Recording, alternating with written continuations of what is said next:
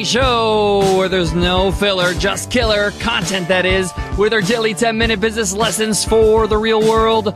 I'm your host, your coach, your teacher, Omar Zenhom. I'm also the co-founder of the $100 MBA, a complete business training and community online.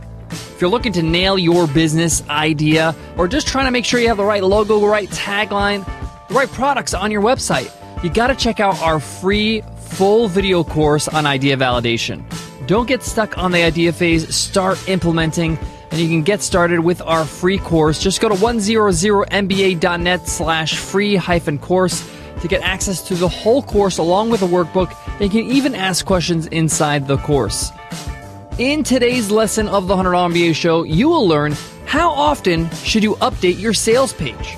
Now, I'm going to define exactly what I mean by a sales page, but really quickly, we're talking about the page that actually displays your products or services. This could be your home page, it could be actually your product page, or you might have it in your pricing page. How often should you be updating your information, updating your copy, the images? Why would you update it in the first place? Why don't you just set it and forget it? What are some of the things you should be looking for when you're looking to make updates to your sales page? And how frequently should you be doing these updates? I get into all of this in today's episode, so let's get down to business.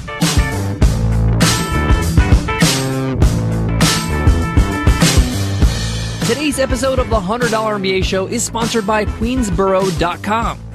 For over 33 years, savvy entrepreneurs have trusted Queensboro.com for custom logo apparel. And guess what, $100 MBA listeners? Go to Queensboro.com/MBA and you'll receive 30% off your first order, free logo setup, and free shipping. If you're printing t-shirts, caps, polos, whatever you like, guaranteed fit, guaranteed quality, guaranteed perfection.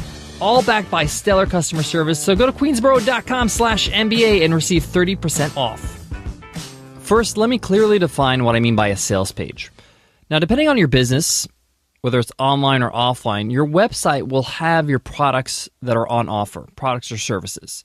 If you have a restaurant, for example, your homepage is really your sales page because you got to sell them on your restaurant right from the homepage. If you're selling software, most likely your homepage is your sales page, where everybody learns about your software, the benefits of it, what problems they solve, and how they can get started. If you have an e-commerce store, even though you have different products and different product pages, your homepage is really what sells your products. It's really what gets people buying those products on the products page. And the same goes for services. If you're a photographer, a videographer, a graphic designer, they're going to take a look at your portfolio, but your sales page is your homepage. Your homepage is what's going to grab them.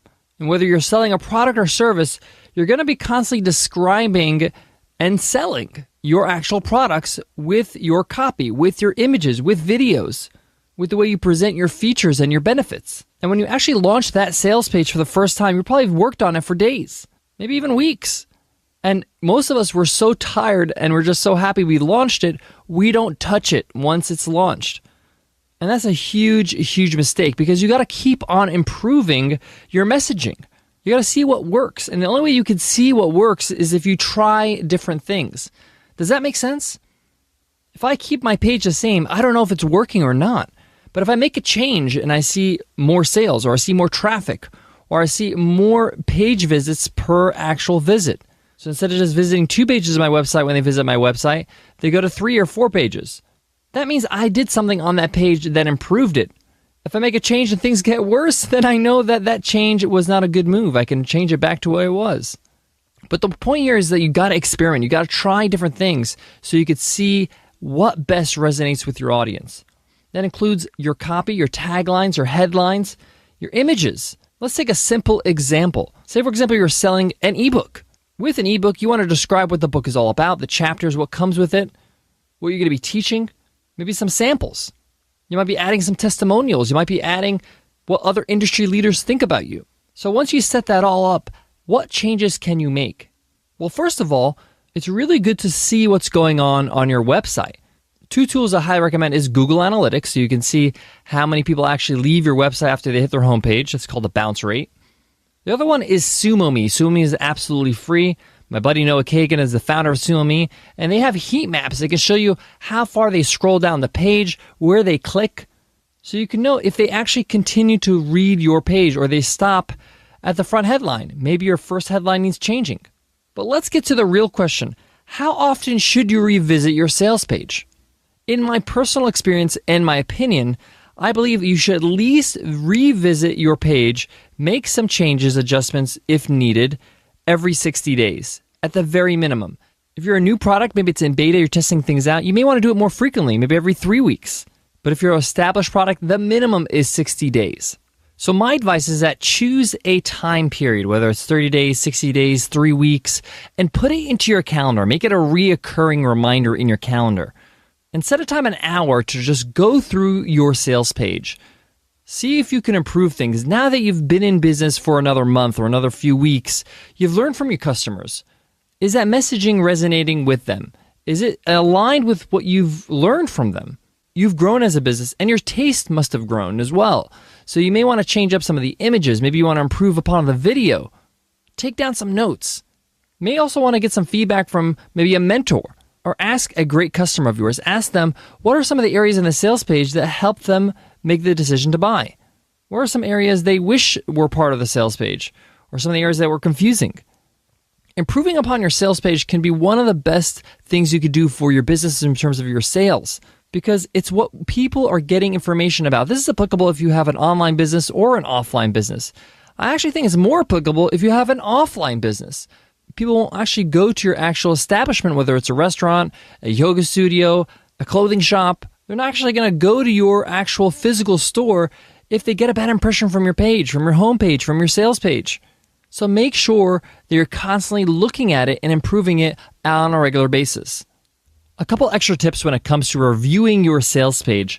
Sometimes when you look at your sales page with fresh eyes after you've taken a break a little while, you realize there are a few mistakes, even small typos you missed the first time. If you don't have an editor or a second person to look at your sales page copy, then that time where you look at it with fresh eyes is really helpful. The other tip I want to give you is make sure you update your copyright information on the bottom of your page. If we're in 2015 right now, and your copyright says 2014, 13, 12, make sure it's updated so it looks like you're on top of your website and your business. Guys, I got more on today's topic, but before that, I want to give love to today's sponsor, Pro Job Network. If you're a small business owner, you can do 1,000 things to find a great new hire. Or you can do one. Post with Pro Job Network. Just one click, post your ad to over 40 different job sites. It would probably take you forever to do that. And even then, you wouldn't get the preferred placement that you'll get from Pro Job Network. In about a day, you'll have a list of qualified local candidates to choose from, because Pro Job Network will place your job in front of qualified candidates who've asked to hear about specific opportunities like yours. How great is that? You'll save time and you'll save money, and you'll find good people. Go ahead, try Pro Job Network free for 1 week by visiting tryprojob.com/MBA. That's tryprojob.com/MBA. Post it, hire, genius. Try it free at tryprojob.com/MBA. One last tip when it comes to updating your sales page. Make sure you have an FAQ section and a place for somebody to contact you with any questions, like a support link. By providing that, people can reach out to you and ask you questions. If they're asking questions, that means that information is important and they can't find it on the sales page. If you get a question asked more than once, you should have the answer on the sales page. One, that's going to help your customers have the answers they're looking for so they can actually buy from you. And two, it's going to lower the amount of support tickets you're getting. So especially at the start, make sure you have a way for people to reach out to you and give you feedback or ask questions about your products and services. You can add those answers in an FAQ section, or you can add it to the actual sales page in the sales copy. Guys, that wraps up today's lesson. Thank you so much for listening and subscribing to the $100 MBA Show. If you have 2 minutes after this episode, we would love for you to leave us an iTunes rating and review.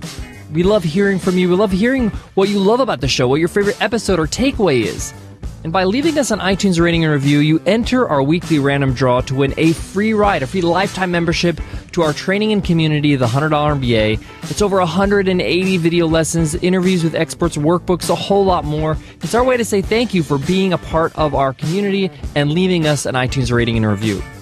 Here's a review from Justin DK. Awesomeness, 5 stars, great podcast, love the bite-sized nuggets.